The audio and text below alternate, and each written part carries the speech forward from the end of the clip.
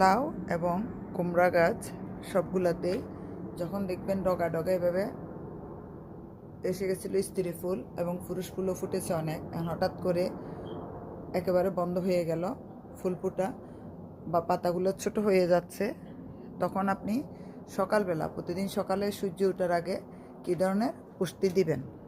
পুষ্টিটা হচ্ছে এভাবে বিভিন্ন ধরনের শাকসবজি যে অবশিষ্ট অংশ থাকে খাওয়ার পরে সেটা পানিতে ভিজিয়ে 24 ঘন্টা রেখে দিবেন। আবার পেঁয়াজ রসুনের খোসাও ভিজিয়ে রাখবেন। তারপরে কলা, যদি আপনার পাকা কলা খেয়ে থাকেন, কাঁচা কলা খেয়ে থাকেন, সে খোসাটাও ভিজিয়ে রাখবেন। সেই পানিটা এভাবে নিয়ে একদম সকালে সূর্য ওঠার আগে এভাবে গাছের গোড়াতে দিয়ে দিবেন। এই যে দেখেন, এভাবে গাছের গোড়াতে দিয়ে দিবেন। আর যাদের শামুক ঝিনুকে অত্যাচার করে বাগানে, তারা ডিমের খোসা এভাবে ভেঙে ভেঙে দিয়ে রাখবেন, তাহলে এখানে শামুক ঝিনুকও নষ্ট করবে না। আর